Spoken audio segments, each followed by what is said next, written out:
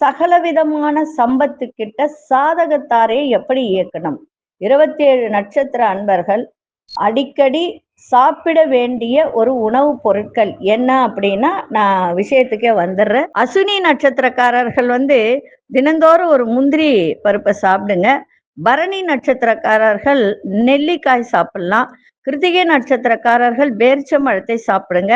ரோகிணி நட்சத்திரக்காரர்கள் பால்கோவா சாப்பிடுங்க. மிருகசீரிஷ நட்சத்திரக்காரர்கள் தேங்காய் சாப்பிடலாம், தேங்காய் சாதம் சாப்பிடலாம். திருவாதிரை நட்சத்திர வாழைப்பழம். புனர்பூச நட்சத்திரக்காரர்கள் கரும்பு ஜூஸ் குடிங்க. பூச நட்சத்திரக்காரர்கள் ஆப்பிள் சாப்பிடுங்க.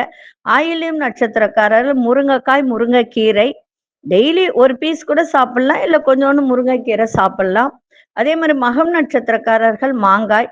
பூரம் நட்சத்திரக்காரர்கள் எலுமிச்சை சாதம் அடிக்கடி சாப்பிட்டுட்டே வந்தீங்கன்னா அவங்களுக்கு எல்லா விதத்திலும் சாதகமா இருக்கும். உத்திரம் நட்சத்திரக்காரர்கள் மாதுளை பழம். அஸ்தம் ஆரஞ்சு பழத்தை சாப்பிடுங்க.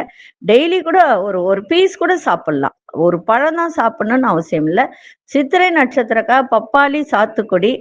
சுவாதி நட்சத்திரக்காரர் காய்ந்த திராட்சை, உலர் திராட்சை சொல்லுவாது.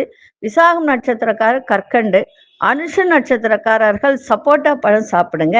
கேட்டை நட்சத்திரக்காரர்கள் வல்லாரை, செரி பழம். மூலம் நட்சத்திரக்காரர் கொய்யா பழம். பூராடம் நட்சத்திரக்காரர் காளான் இருக்கு இல்லைங்களா, அது. உத்ராடம் நட்சத்திரக்காரர் பலாப்பழம். திருவோணம் நட்சத்திரக்காரர் சீதாப்பழம், கேசரி. அவிட்ட நட்சத்திரக்காரர் தக்காளி சாதம். சதயம் நட்சத்திரக்காரர்கள் பன்னீர் திராட்சை. புரட்டாதி நட்சத்திரக்காரர்கள் மாம்பழம். உத்திரட்டாதி நட்சத்திரக்காரர்கள் அன்னாச்சி பழம். ரேவதி நட்சத்திரக்காரர்கள் இலந்தை பழம், கொத்தமல்லி சாதம். இந்த 27 நட்சத்திர சாதகத்தாரையா இதை இயக்கலாம்.